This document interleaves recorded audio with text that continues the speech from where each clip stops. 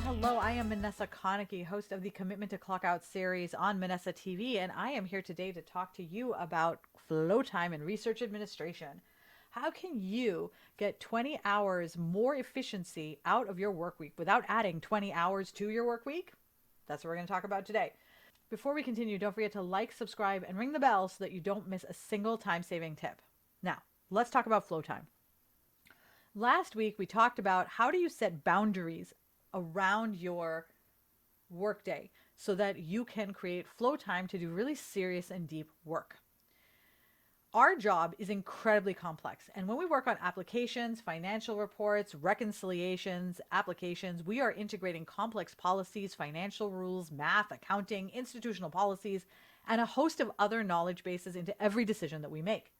Some decisions happen fast and easy. Others require a lot of careful consideration. With the volume of work that we have, most of us are just trying to get through it. The ability to carve out specific times is not easy. And I'll be honest, when I got back into corporate America, one of the first things that happened was that my schedule got out of control. Meetings were just on my calendar all the time. From 9 a.m. to 4 p.m., I was nonstop, back to back, peeing and grabbing something to drink between meetings. Lucky if I got some food.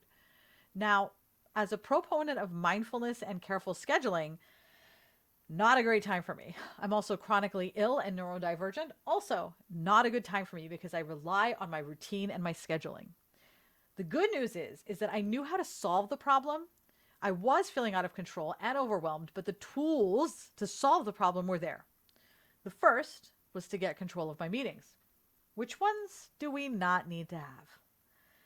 Now, I brought this up in a meeting, and I was super nervous. Do we need to have this meeting? And turns out everyone had been thinking the same thing.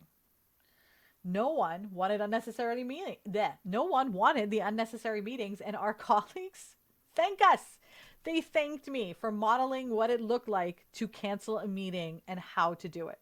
I basically said something like, I really love seeing you guys all the time. You're amazing, but I'm not sure that we're getting out of this meeting what we had expected, that we're making a progress. I wonder if there's another way for us to accomplish our goals. And they were so into the idea, oh my God.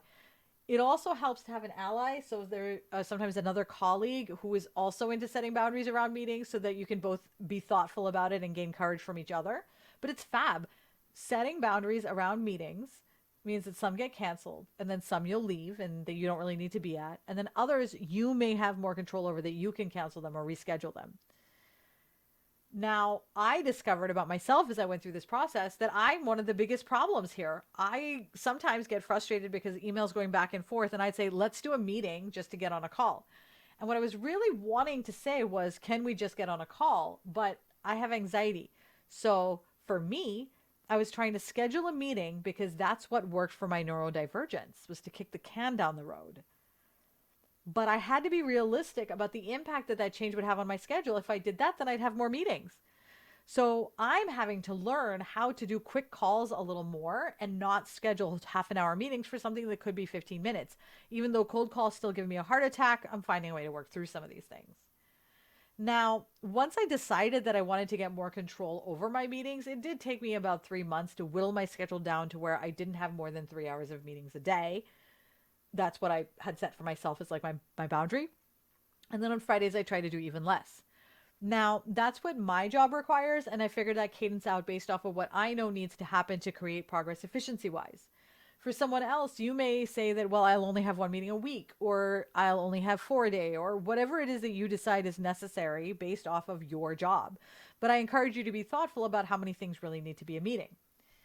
Now, once you've got your meetings put in there, then it's time to fill your calendar in with your flow time, because now you've put your meetings in, you know what your meetings are going to be for the next week. Where do you have time for flow time in this week?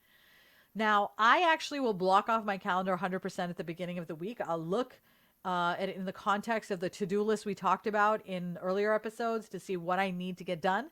And then based off of that, I will leave some slots blank so that if there's a need for last minute meetings, that there's room. Now, here's the thing about blocking off flow time is that maintaining the boundary of flow time, that's up to you. I've been doing this flow time technique for many, many years as a research administrator, as a business owner, as a CEO, and without fail, the person who interferes with this beautiful schedule most often is me. Oh, you need a meeting? Sure. I only have an appointment with myself. I'll cancel that. Little did I know. In an earlier conversation, we talked about building trust with yourself that you've got this, right? Like that you have to be able to trust that whatever you have on there, you'll be able to take care of. Well, if you cancel on yourself when you have flow time, then you're not going to trust that your system will support you because you know that you'll have canceled on yourself and will cancel on yourself in the future. Okay. Now, it takes approximately 10 to 15 minutes to reach a flow state, a focused attention to reach a flow state. Once you're in flow, it can last about 30 minutes to a couple of hours. So typically, if I'm going to be like, okay, I'm going to set my flow state, it's either going to be an hour or more. Half an hour is not a flow state, right? That's just a quick, I got to do something really quick, right? Now, in an earlier video, we talked about how to triage your to-do list to create progress instead of just having a list. Now, on that list, you'll find things that you need flow time for, and you'll find other things that you don't, right? For example, you aren't going to look at a grant really quick in 5 minutes. That typically requires flow. Once you know what requires flow time, then you will know what can get taken care of during these blocks, right? So you can say, okay, I have 3 hours. I can put X, Y, and Z in there. Now you don't need to worry about it. Now, for things that are quick, like you can slot those as the things you do in between meetings when you have a little bit of half-hour time, which you set aside for the quick tasks. I have some time I have set for each day to go through some of the quick things because it gives me a dopamine hit. I like getting a dopamine hit. So I might say, okay, I have a half hour here. I'm going to check email during that half hour, and I'm going to get a lot of dopamine from filing away 10 emails. Dopamine hit. Here's what I want to recommend that you do to sort of triage your work. I want you to go into your list of to-do items, and I want you to start to mark which ones require flow time, right? Which ones are going to require your focused attention and which ones can be done really quickly that don't require a whole lot of thought. The ones that are flow are things that you would turn your phone off for, turn off your notifications, and you focus on that task. So if you're doing block, turn off, block notifications, then this would be a good opportunity to block, turn them off. And then put on your schedule at that time to turn off your notifications for a few hours and pick one of these to do in a day. When you're done, reflect upon how you feel about that task. How long did it take? How did you feel while you were working on it? I have a tool you can find on Minessa Inc., Minessa.ink, and it's called Reclaim Your Schedule. And there's it's a worksheet that basically will help you sort of think through how did I feel about this activity or how, and what that does is it lets you see, okay, do I want to continue doing this or do I like my way better? Like, how do I want to do this? Now, typically you'll end up, because you will see how satisfied you feel at the end of it, you're gonna be like, man, I love this. I want to keep doing it. So you're going to basically go through and you're going to look up and see how long it took. How did you feel while you're working on it? How do you feel now that it's done? And then the other question I have is this, and this one is interesting, right? Is make a note about how often you had actually pushed this thing off, because a lot of times we push things off because we need flow time to do it, but we can't get the flow time. So I'm curious to know about that as well. I would also love to hear a little bit about how you protect time in your day and what are some of the boundaries that you set and scripts that you use.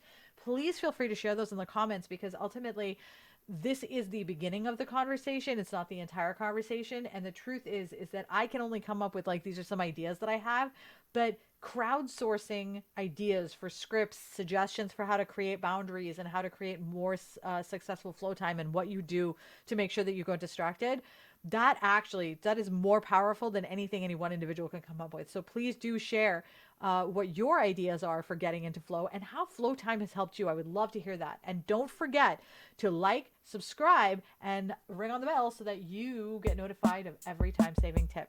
I'm Minessa Konecky, and I'm looking forward to seeing you in our next video.